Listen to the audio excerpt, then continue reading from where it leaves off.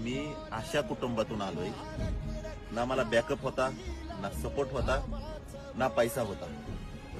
फक्त माझ्या मनात जिद्द होती. एक गोष्ट मित्रा कायम लक्षात ठेव, मी असे किती जर मुलं बघितलेत फकीराचे राजे झालेले.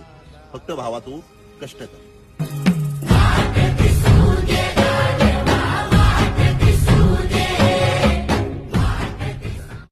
मी अशा कुटुंबातून आलोय, ना मला बॅकअप होता, ना सपोर्ट होता, ना पैसा होता. फक्त माझ्या मनात जिद्द होती. एक गोष्ट मित्रा कायम लक्षात ठेव, मी असे किती जर मुलं बघितलेत फकीराचे राजे झालेले. फक्त भावा तू कष्ट कर.